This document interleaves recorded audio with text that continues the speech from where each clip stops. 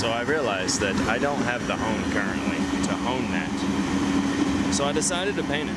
And well, I mean, I don't have a cure booth, so you use a jack, your salamander, and a case up front and tie it down with a bungee strap.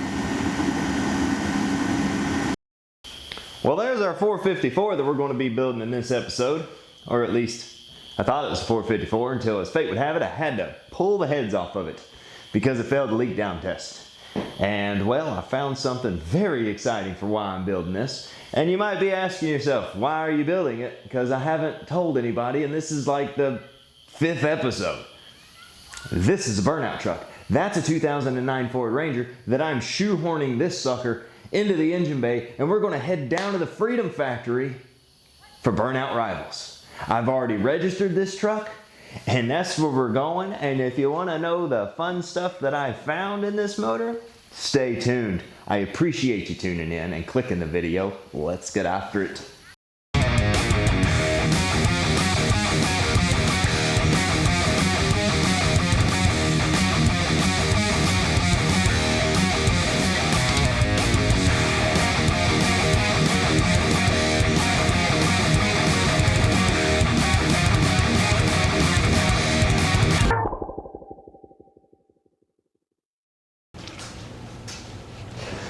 It's finally arrived. The day that I've been looking forward to. Putting a big old cam in here, painting this engine, building the motor, making it what I want it to be for what I've already registered that truck for. By the way, this is a big block Chevy 454, and that is a 2009 Ford Ranger. It's going in there. It's already been in there. If you haven't been following along, there's a playlist right there. Click on that, catch up. Pulled it from a motorhome, and now we're putting it into a Ford Ranger because I've already registered it for a competition, and I'm obviously not done yet, and that competition is in April. So hopefully I get approved. I still haven't gotten the yet, but it's okay. So digging right in, let's start with pulling it out of. I have not broken into this motor at all, so I'm only assuming that it's in good shape. Ran really good, actually. Any of you guys ever put a big block into something it shouldn't be in? Use this audio. First thing's got to come off is a valve cover. We need to take a look and see how nice and clean this engine is. And man, is it clean. That looks fantastic.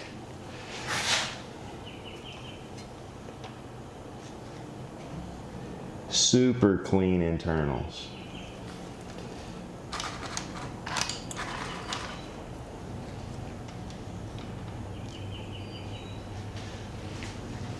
Man, I've got to say, that is so clean, it's ridiculous. There's not even any carbon buildup here.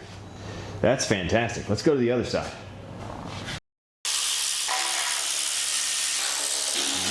All right. Is the driver's side the same as the passenger? Yes, it is. Holy crap.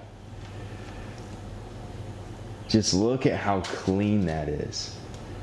That is nuts. That's like a brand new engine. Literally, that's exactly what I'd be looking for in a brand new engine. There's no carbon buildup in this engine at all. That is crazy. So with these rockers and everything looking the way that they do, how insanely clean they are, that just confirms that this is definitely a low mile engine. I mean, look at that. It literally looks brand new. You know, typically down in these valleys here, you can pick out carbon and all kinds of like old oil and everything like that, but none of that. That is so clean. I'm so excited to tear into this thing now. I don't even care where this is pointing. Come on, free up. Oh no, it's locked in.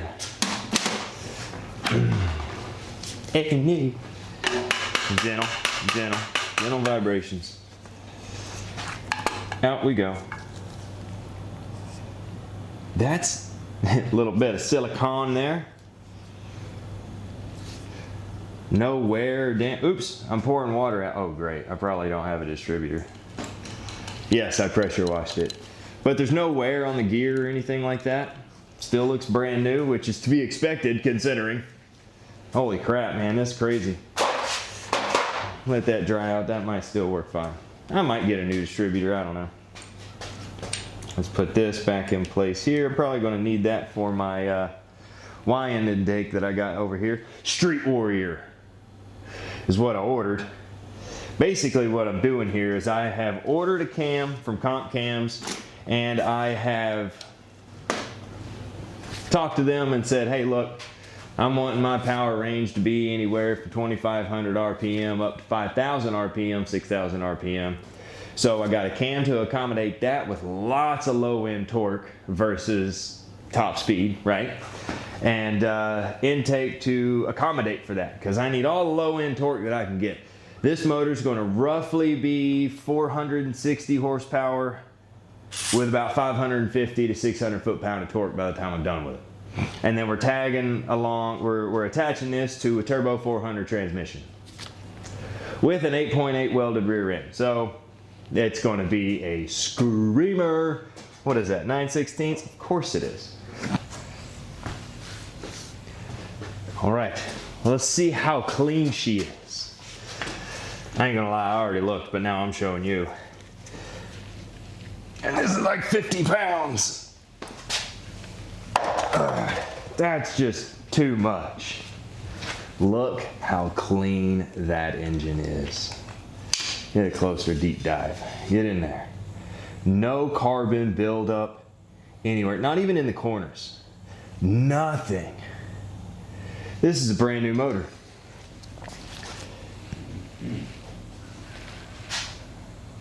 Race car pots. Time for something new. I've never done this before. So I have a leak down test kit, and evidently, as long as your rings are good, you could pump air into the cylinder, and that's going to hold the valve up, and you can relieve these valve springs, and the valve won't drop into the cylinder, hence you don't have to take the head off, which I don't want to crack this motor. It don't leak. So I found the right size for our plug socket here. Run that in, grab our leak down test. So basically, if you've never seen a leak down test, this is what it looks like. And you got a couple of gauges there. You got PSI that's going into the cylinder bore and how well it's holding the air pressure on the other end. So let's do it this way. This is probably going to be easier. Air locked in. Now we will commence leak down test.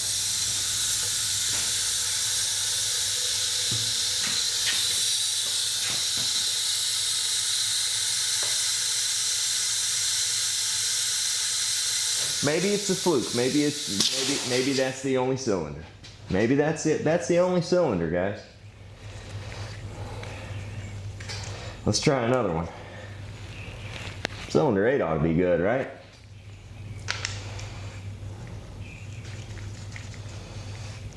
Locked in.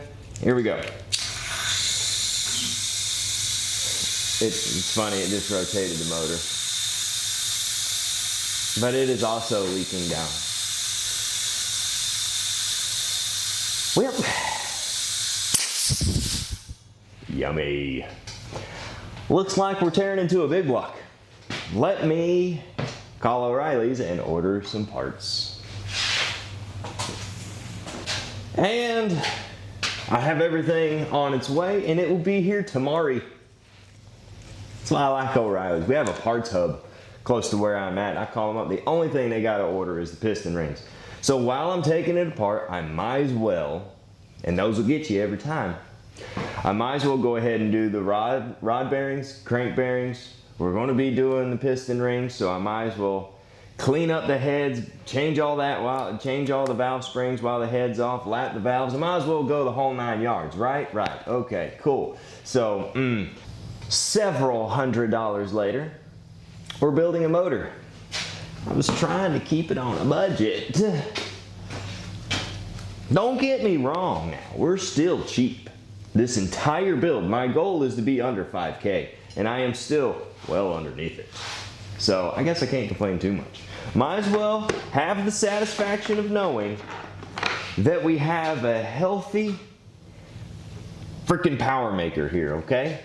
Got a healthy power maker. So, I mean, it's gonna have a new cam that I have to currently take right back out.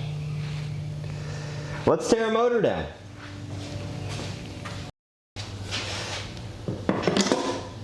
Voila. Man, these are heavy. Going down. How are we looking on the bottom side? The valves look really good. The pistons, you can definitely tell, have been sitting for a while. And I do have lubricant down in here, just so the engine doesn't get super dry or a rust ring or anything like that. Well, come here, let me show you. The cylinder walls are going to get honed. I'm going to take just a cheap little cylinder hone, crosshatch each and every one of these, but it doesn't look like the head gasket was blown anywhere, so that's awesome. And the pistons look like they're in good shape, and I bet there's a whole bunch of the same on the other side. Down here is the head. Valves look good. The fire ring looks good.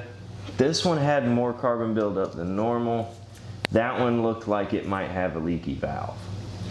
But we're going to be lapping the valves now anyway. All right, so let me take that one off. I don't know if I showed you this before or not, but look how clean that engine is though. Incredibly clean. All right, let me take the other. You see his face? I just found some yummy news, and I'm going to share it with you. So I cleaned off one of these pistons. You know how whenever I remove the cam, I'm like, ooh, somebody's been in here. Well, guess what? They didn't just rebuild this sucker. They punched it out 40 over. So this is no longer a 454 block of the bigs. It is now a 468 big block Ford Ranger. That makes me happy. And with the cam that I have, I did some maths and some additionals and things of that nature. And I went over here to my whiteboard to write it down so you can kind of see. So the RV 468 Burnout Ford Ranger, right? It's punched 40 over. That means that it is a 4.29 cylinder bore with a 4-inch stroke. 360 heads, they get a lot of hate, right? They're oval port, they get a lot of hate because they don't like a lot of RPM. That's fine, but they're big, low RPM torque heads. And that's exactly what we want for that little fella right there. That little bitty old Ford Ranger, that's perfect heads. It's got 120cc chambers in it, which is the combustion chamber, the little chamber where the fire ignites the piston, shoves it back down. That's what's considered the chamber, if you didn't know. The valves are 206 of 172, perfectly fine for good torque. My cam, which is a comp cams, is a 454 lift, so it's a mild cam. It's a torquey cam, not so much of a big lopey cam. It's got 268 duration with 110 LSA. That LSA is load separation. All of that equals big torque between 1500 and 5500 RPM. And this little fella right here, that is mo power, baby. I'm so happy. So let me show you. I don't know if we could see it. It's kind of upside down. They stamped it upside down. Let me see if I can. There we go. See that? 0.040? That is punched out to 40 over, which is also amazing to find. when you're tearing a motor apart. Only problem is I ordered factory rings. So now I gotta order different rings, and they may or may not be here tomorrow. And depending on what I wanna do, the way it sits with factory rings and everything like that, I should be 9.8 to 1 compression, which would be just fine on pump gas. And once we get to 11 to 1 or anything higher than that, 10.5 to 1, you kind of want to run a different fuel. But 9.8 to 1 compression is going to be just fine. It's going to be a high compression motor for what we're doing. This is going to be great. This is fantastic. And if I wanted to, I could shave about 20 thou off the rings and then maybe boost it later on in life. I got to decide. Comment below if you want me to boost this thing later on in life. I mean, of course the answer is yes, but still, I'd like to hear from you. But anyway, that's what I found. I figured I'd show you. I'm a little excited. Yeah. Okay. I got to shut it down tonight because, well, I have nothing here. I could continue to tear down the motor, but I'd rather do that with all of the parts here so I could just take it apart, put it back together. Okay? Cool. All right. See you in a little bit. The next day has arrived, and, well, I couldn't get all of my parts because, as we found out last night, this isn't a 454, it's 468. Punch 40 over. And I told him, I said, hey, you know what? Now, I love O'Reilly's. Do not get me wrong here. I said, let's just swap them out. Can you order them? Yeah, we can order them. $260. $240. I'm like, no. Summit.com. 40 over. Yep. Send. $80. It's a lot better. So those ain't gonna get here till Wednesday. It is Saturday. But I'm still taking this apart.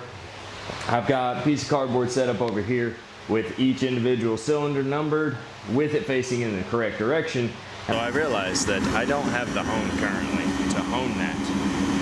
So I decided to paint it. And, well, I mean, I don't have a cure booth, so you use a jack, your salamander, and a case up front and tie it down with a bungee strap. I mean, if it works, is it stupid? Just keeping the feet moving, okay? That's what I'm doing. I'm stalled here. Rookie mistake here. I just honed this engine and cleaned this engine into the cylinder bores. And I was showing you guys, for those of you that's never done it before, how I do it personally. Well, my SD card was full and my camera didn't tell me, so none of that recorded, and I cannot do that again.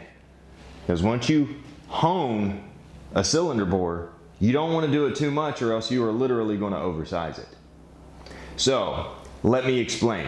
I have one of those 3-finger jobbers, right? If you have a dingle ball hone, lubricate your cylinder wall, have it moving, and go into the bore. And then what I do is I do 20 movements. 1, 2, 3, so on and so forth. And on number 20, I'll say 20, down, out. That way you don't get any violent vertical scars inside your cylinder bore. And then I'll flip the drill around and I'll do 5 or 10 more, depending on what the cylinder bore looks like, 5 or 10 more the opposite direction. And do that for every single cylinder. Now for cleaning, I've already cleaned it, so I can't show you. I could show you a dirty rag, right? The way that I do it is I use a rag per cylinder bore. So I'll go in, my first rag, I'll spray brake cleaner on it, go down into the cylinder bore, wipe it clean, right? Pull it out, throw it away. Get me a clean rag, dry, go inside, wipe that cylinder bore down, and keep doing that process until it comes out just as clean as it went in. Now I will use that last rag, spray my brake cleaner on it, and go into the next cylinder bore. But I won't reuse the rag outside of the initial cleaning of the cylinder bore. So on and so forth until your rags all come out just as clean as they went in. Now you know that you're good. You put a lather of oil on here just so they don't flash rust, which I can do that now because I haven't done that yet. But anyway, I sincerely apologize about that. I had no idea that I wasn't recording. Like, the dot is up there, and the dot was there the whole time I was recording. I had you down in here, all right? It was a pretty cool shot, but it didn't record. Now I want to save on these cylinders, keep them from flash rusting. I have just a lubricant. WD-40 works fine. And speaking of lubricants, make sure that you heavily lubricate your hone as you're doing it. I typically use diesel fuel. Why? It just works. I put it in a bucket, I could dunk it in there, come in with it dripping and drizzling and just, and it stays lubricated because it's oil-based and it's a cleaner. So it works out just fine. But anyway, once you oil up your rag, you go into your cylinder bore and you just wipe it. And that's it. Then you're done. Do that to all 8 of them, and your engine block is ready to acquire the accoutrements that makes it go boom boom and POWA baby. Okay? Again, sorry about the lost footage. Just give you guys an idea of what this looks like. Beforehand, I can't remember if I showed you, these were super smooth and shiny, almost like a mirror, but now they have cross hatching and they all look real nice and pretty. I did oil them, so now they are in good shape and they are ready for some pistons. And again, I apologize, there's my pile of rags. It does take a lot of rags, but you want your engine to be dependable. You gotta do it right, and let's take a gander on and see if I messed up my engine here.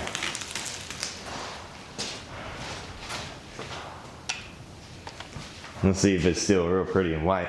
You might see the head sitting back here. I have aircraft paint stripper on there. Just peel all this off of the head surface. Keeping all of this away from the paint that's somewhat cured with my salamander heater. Comment below, what do you call it? Do you call it a salamander? Do you call it a whatever? What do you call it? Space heater? Salamander? A dragon heater? Our engine looks good. Looks good, looks safe. No damage is done. A pearl white block. I've always wanted to do one, and now I'm doing one. My friends thought I was crazy, and I'm like, just trust the process. One of my buddies was losing his mind that I painted it before I even honed it. He's like, you're just gonna ruin it. I go, man, I got ADHD.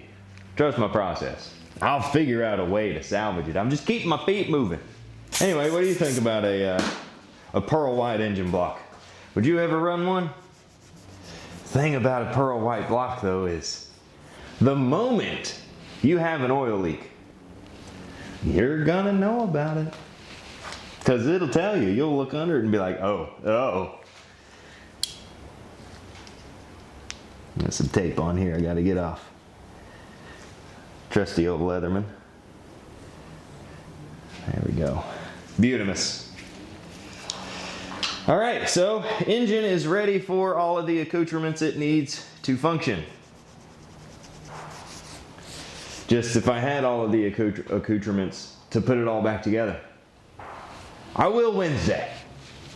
That means it's going to be a late night Wednesday night to edit, or to get it done, to edit it, and get it out to you on Thursday. Like I said, probably going to be Friday, but I will shoot for Thursday because that's my day. Carrying right along. Now you're looking down the crank journal, and as you can see, I have every one of these crank bearings pushed up out of the way with the chamfer side, or the little tag right here pointed up. This is end of life on these bearings. If you see copper, that's end of life. And what we're going to do is we are going to do a plasti gauge test to make sure that I've got the proper clearances. On all of these, the clearance tolerances is 0.0013 to 0.00, what is it, 25, something like that. And this is a little bit different. There's a little bit of tighter clearance, or a little bit looser clearance, 0.0040 on your main, because, well, that's where the oil pump and everything is. So that allows a little less tolerance, but tighter tolerance is up here. So we're going to remove all of these bad dudes. We're going to clean these journals, and then we will insert our new bearings. Get down there. Loud bangs. Pow. Some people call them chamfer. I call them kind of a tang. There's a little tang on these. You come in, you slide it in place, nice and gently like, with your tang, and you want these to be perfectly flush from side to side. You don't want any overlap. You don't want anything sticking up further than the other. Put it in, bam, and then you go through the rest of them, which I have right now. And you're going to have two different types. You're going to have a top and a bottom. The bottom is going to look a little different than the top. It's going to be smooth, or at least the set I have. The top is going to be smooth, while the one that's inside the engine here is going to be, it's going to have a double like this. It's going to be bam, bam, right? So you have that line down in there. And the top ones are going to be smooth. That's because the journal is in the block itself. There we go, block. I don't know why I could not think of the word block. I'm tired. And same thing for your main bearing. Rear main, right there. Make sure it's level from side to side, all the way through that journal. Now, for those of you that don't know what a plasti gauge is, this is a plasti gauge. It's just literally a little bitty tiny stick of plastic. All right, and it's got all kinds of values here. That's 001 to 003 clearance range, and on the opposite side is 0.025 to 076. All right, so it's just a little thin piece of plastic that you're going to put on your crank, and then whenever you put your main caps on, you're going to torque it down to spec, going from the center out in a torque sequence, torque it all the way down, and we're going to see what our clearance is. Here comes the crank, this big old girl here. You got to be gentle with it.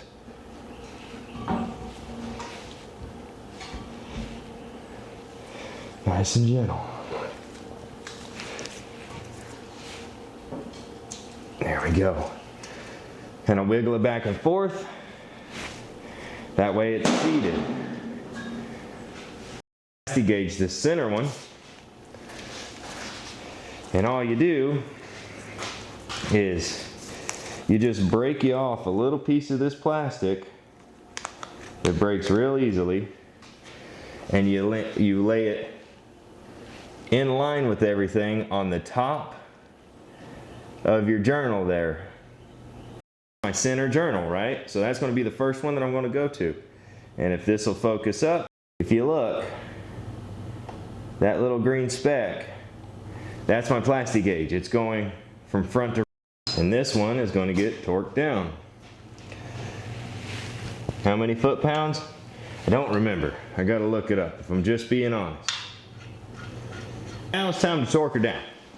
So it's 100 foot-pounds for a 2-bolt main, 110 foot-pounds for a 4-bolt. Well, this is a 2-bolt main because it's only got 2 bolts holding the main caps on. If it was a 4-bolt, there would be a bolt here and a bolt here.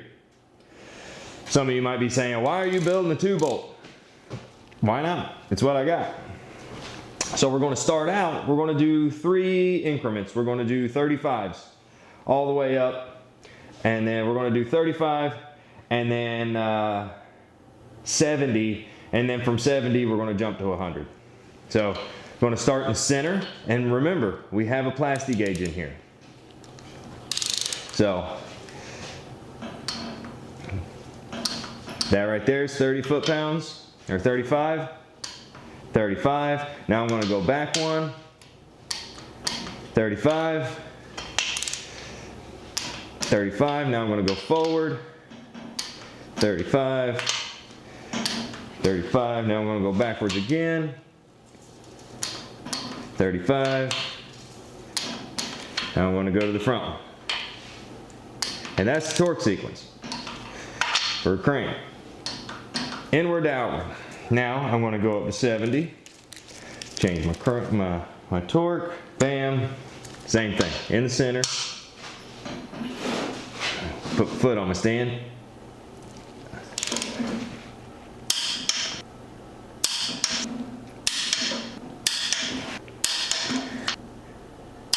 Money. All right, now we jump up to 100. Same thing. 100.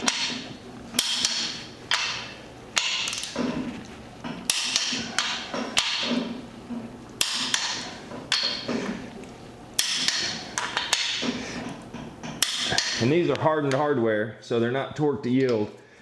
So I don't have to throw these away as soon as I undo these to check our plastic gauge. Could I have just done one? Yeah. But I wanted to do all of them because this is a used motor. It's not brand new from a machine shop.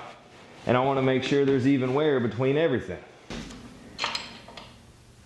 Alrighty, let me show you what we got here.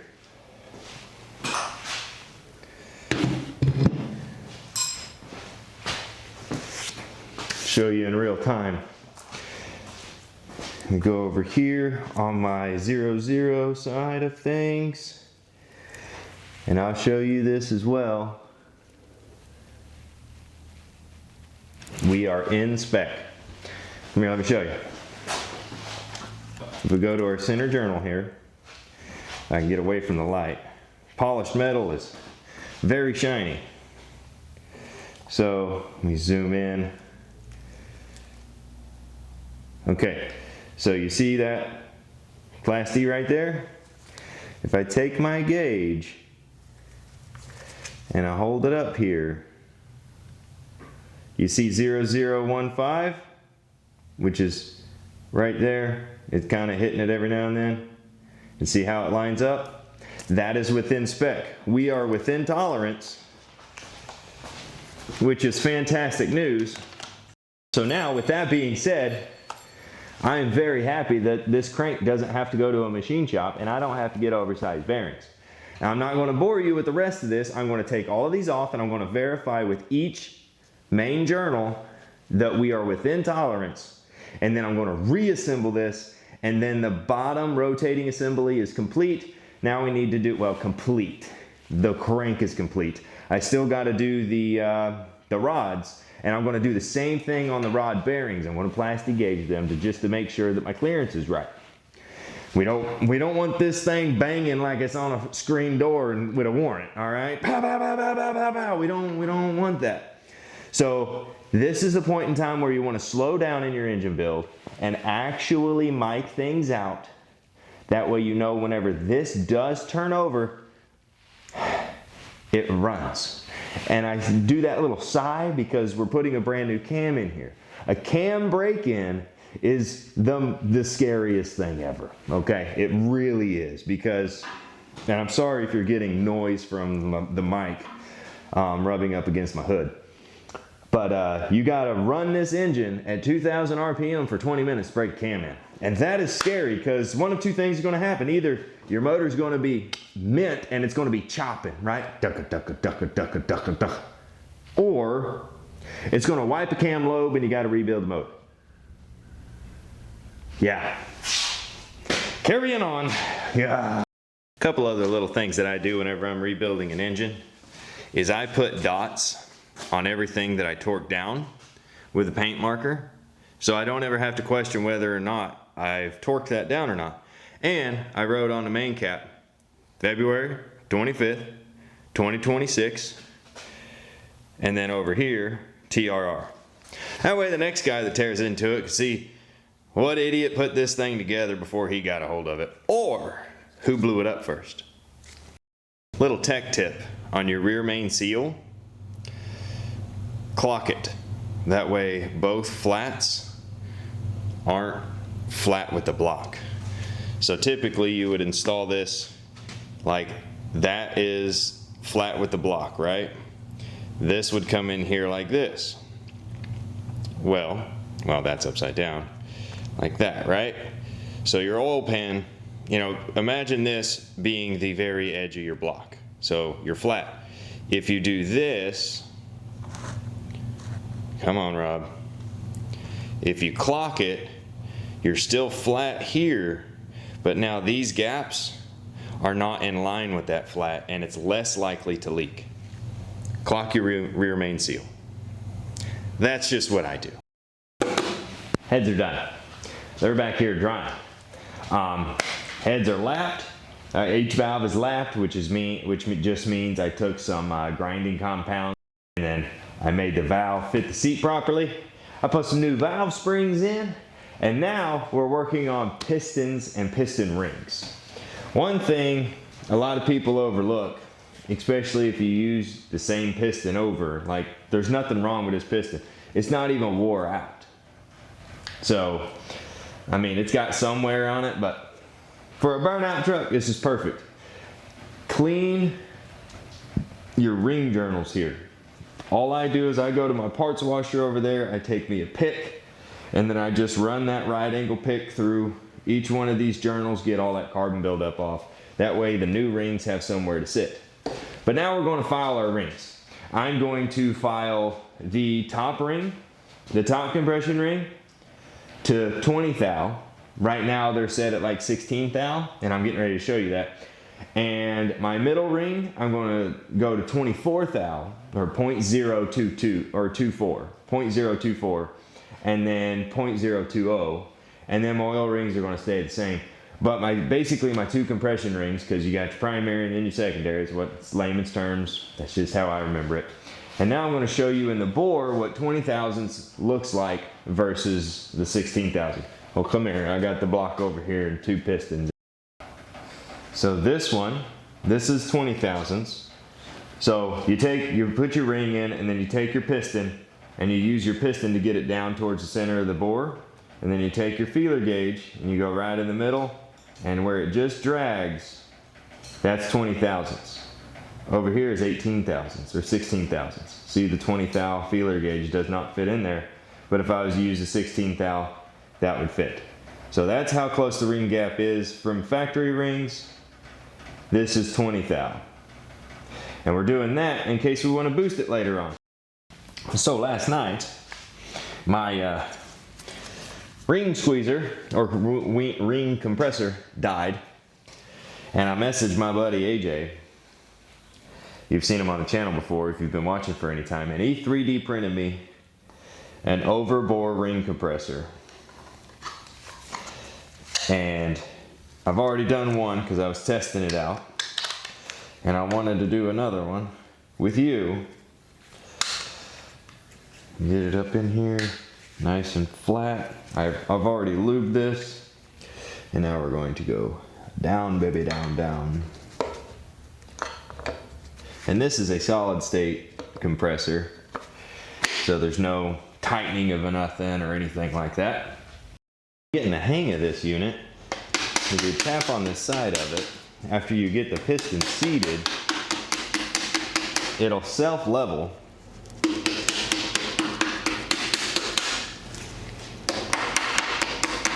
And then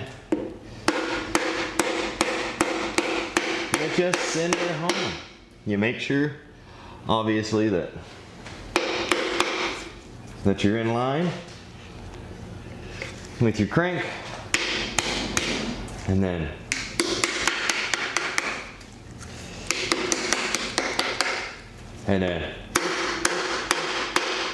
it just sends the piston home.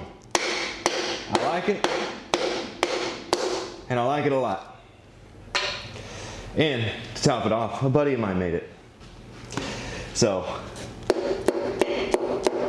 I like it. And now it is time to put the cam back in. For a second time. Probably should have already done that before I did the rotating assembly, but that's fine. I don't care. You could do it before or after, doesn't matter. Does it make life a little easier doing it before? Oh yeah. But That's fine. Make sure you get plenty of lubricants on there, because as it goes through those cam journals, she gonna lose some juice. Get my handle on here. The important thing is to keep that sprocket or that distributor gear off of your crank bearings. Don't ever rest on your crank bearings. Don't ever rest that on your crank bearings, rather. Now I'm here, I'm gonna add some more.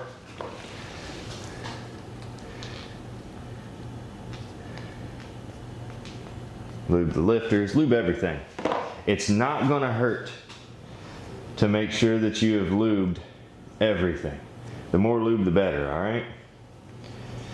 Remember, this cam's gotta survive 2,000 RPM for 20 dang minutes. And that is scary stuff.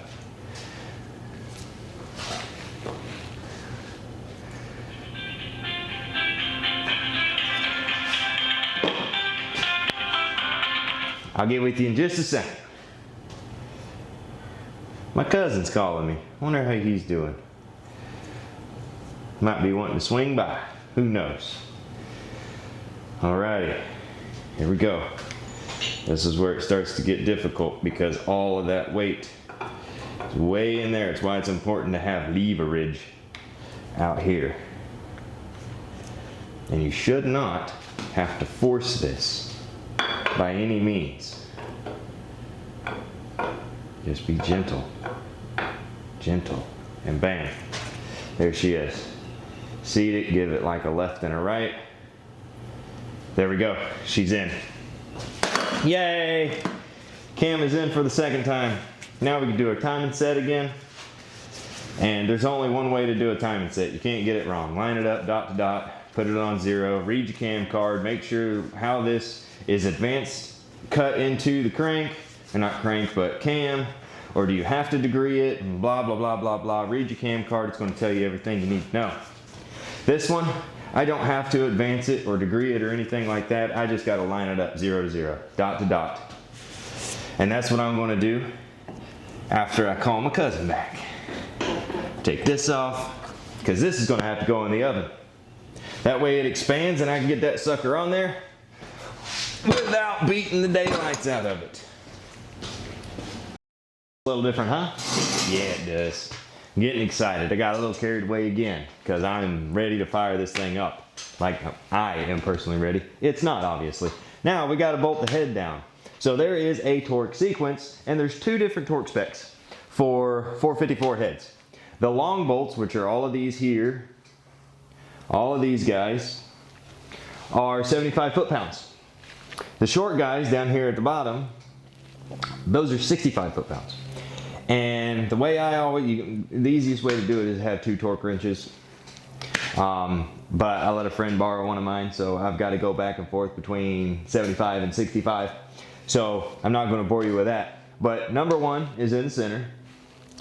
And number 2 is directly below that. Number 3 is up and right of that. And then you just start doing big circle, a little circle to big circle, all the way around. Torquing them down 3 easy increments, right? I like to do that anyway. You don't have to, but that's the way I do it. You know, three increments. So I'm going to do like 25 foot-pounds, basically, a piece. And you go 1, 2, 3, 4, 5, 6, 7, 8, 9, 10, 11, 12, and so on and so forth. Small circle to big circle. I'm going to get to torquing down these heads because that's a lot of them, and I got to change back and forth, back and forth, back and forth, back and forth. I'll see you in a minute or an hour. But before I do that, I got something absolutely amazing to share. So, as you know, in my videos, if you've been watching, I like to invite God into my videos, right? And if you don't want to hear it, you can skip right by it. It's only going to be just a few seconds here. But I have been in the mobility field for many, many, many, many years. I've seen thousands upon thousands, hundreds of thousands of people in wheelchairs and everything like that. I deal with high-end rehab power chairs. That's my specialty. My company does a very broad assortment of independent aids, but what I specialize is in high-end rehab chairs. And I had a client that I've known for 20 plus years. He is a Marine, and he came into the shop the other day, and he needed some adjustments to his chair. Mind you, I have never seen this man walk a day in my life. Ever since he's been coming to me, he has been paralyzed from the waist down. He's had to have a Hoyer transfer him and everything like that. No movement of legs. And I said, well, to program this chair, I got to make it do its dance, which is the actuators. I got to go to their full limits and then back. This is for the seating system. And I said, I can't have you in the chair for that. Let me go back in the back here and get my Hoyer. He goes, don't worry about it. And stood up. He stood up and he walked 5 feet from his power chair to my, I have a lift chair in the lobby, right? To the lift chair, he walked. And then from there, he got up from there while I was working on his chair and walked 10 feet to the bathroom. Praise God. Like, I've never seen this man take a step. I know he hadn't been faking the whole time. He said that he was in a healing service at church one day. He felt a tingle in his legs. He hasn't felt his legs, and I've known him for 20 plus years. He hasn't felt his legs in that long, and he felt a tingle in his legs. Went to the doctor. Doctor didn't know what happened. Couldn't explain anything that was going on. Like, he was normal, right? Normally paralyzed. And then the next day, he said, I want to try to walk. And he did. He freaking walked. It's amazing. It's divine intervention right there. Nothing but God. I just had to give that praise report because that was the most. If you ever question anything, one of my guys that worked for me was standing there, and he's a believer, but he's not like a believer, a follower, right? And he goes, I look at him and I say, you need any more evidence of God? Right there it is. Hallelujah. It was amazing. Absolutely mind-boggling. I've never in my life seen that happen. Anyway, I wanted to share that. I just think that that's amazing. Miracles do happen. Stay in prayer. Believe in your prayer. Believe that you've already received the healing or the gift or whatever the case is. Believe that you've already received that promotion. Believe that you've already received that financial breakthrough. Whatever it is that you're praying for, pray for it and believe it. And if it's within the will, it'll happen. Anyway, I'm going to torque these down now. And it's torqued down. Just like that. Super fast, right? Nope. If you notice, it's dark outside now. Now we're on to lifter lash. Now, word to the wise, if you're putting a lot of the same components back into the motor, keep them organized from driver's side, passenger side, front to back, right? So I cut out a piece of cardboard and I labeled it driver's side, passenger side, and I kept the rockers with the push rods with the lifters. Now, I'm not putting new lifters in here because I still don't trust new lifters yet. These are flat tappet lifters. If you know, you know. These lifters have nothing wrong with it, and they're old lifters, which they're harder. It's got harder steel, basically. They was made with harder steel. New lifters, I don't know. I haven't tried them yet. Maybe comment below. Have you tried the new lifters and had any issues with it? I know that they were wiping lifters left and right for a while, and I just haven't went back to them yet. Anyway, now we're going to do lifter lash. You know the easiest way to do lifter lash is a whole huge mathematical equation. Nope. And a whole process. Nope. You start at getting everything to zero lash. You turn your engine over a quarter of a turn. Go back through all the lifters again, or the rockers. Get them all back to zero lash to where you could just spin the push rod. Okay? And you do that for 2 full rotations, and that's getting at zero lash. Now, mind you, keep in mind what your project is asking for. Mine, I can do zero lash. So I'm just going to sit here. I'm going to move this push rod. I'm going to remove my socket, push rod up and down until I get zero lash like that, but I could spin it. See, I went just a little too far. Let me back that off to where I could just spin it, but I have no clicking, right? Come here, I'll show you. I'll give you a little more in-depth look. So now we're working on this one right here, right? So your push rod, which is right here, It's going down inside the valley of the engine.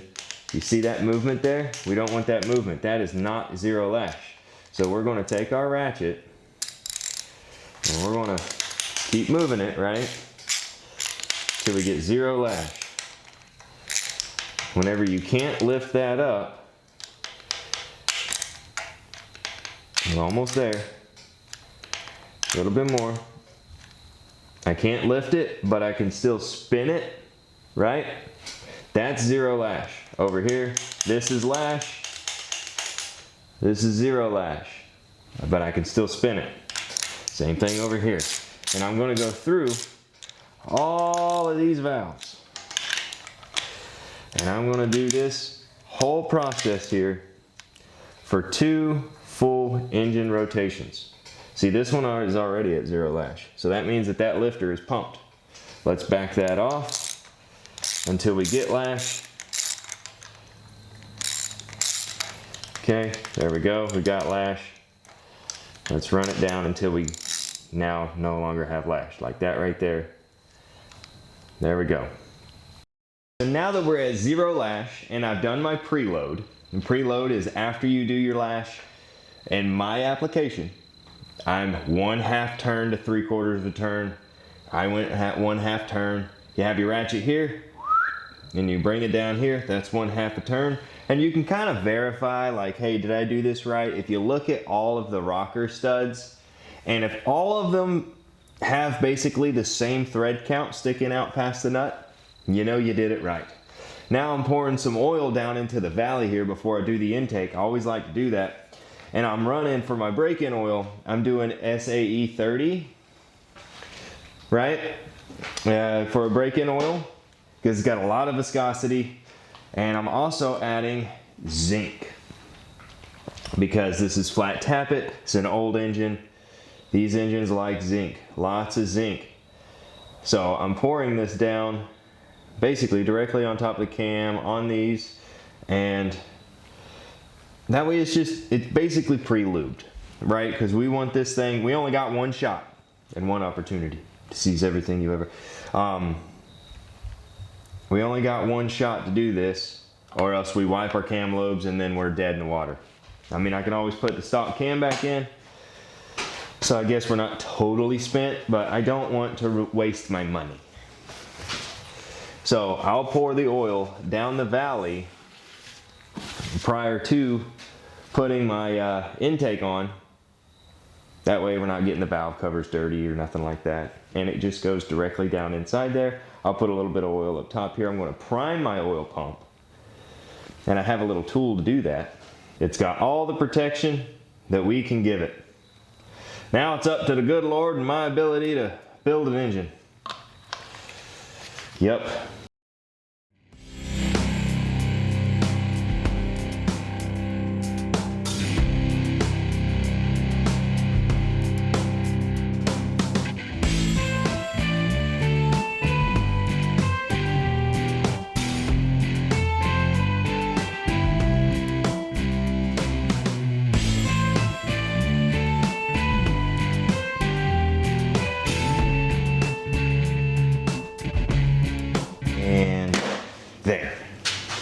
And there we have it, our 468 big block, fully assembled, ready to go back into the truck once I put the transmission on it.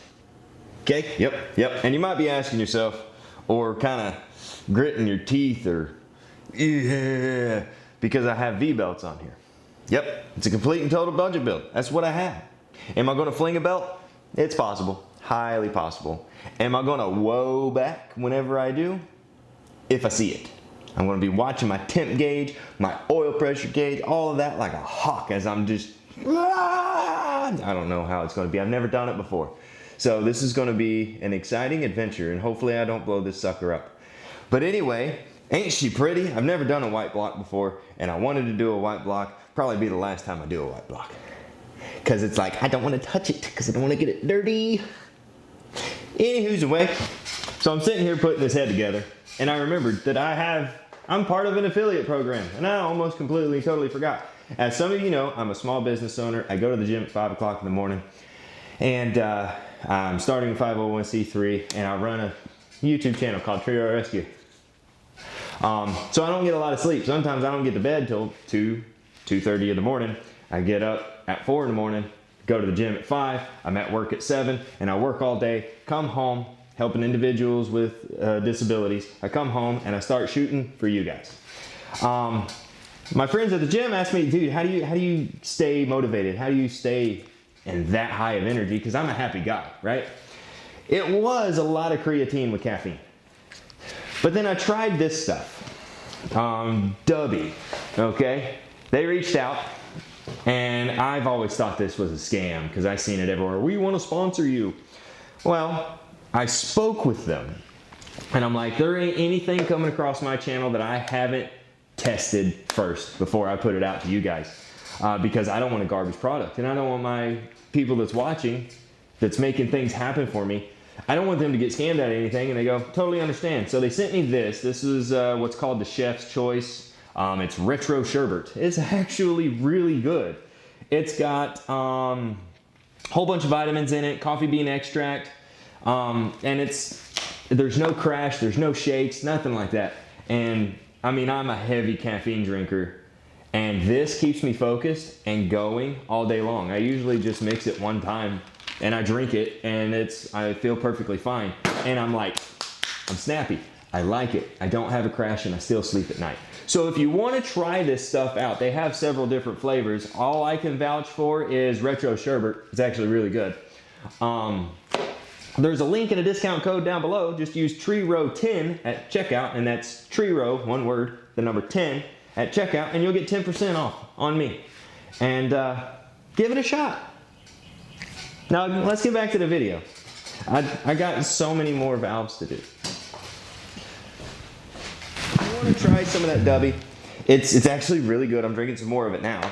And there's a link and a discount code in the description below. It's TreeRow10 at checkout, and give you 10% off of your order. It's actually pretty good stuff, you know. I'm not going to bring something to you that I haven't tried first. And I like it. And I'm a heavy caffeine drinker. And it works for me.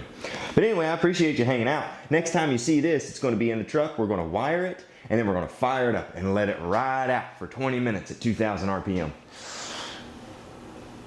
I'm going to be on edge the entire time, because that's you're either going to make it or break it. Anyway, I appreciate you hanging out. Don't forget to like, comment, subscribe, all the things. I appreciate you. May God bless you. May His face shine upon you. And we'll see you next time right here on Trio Rescue. See ya. I forgot my drink. Doobie or Dubby, whatever. It's good.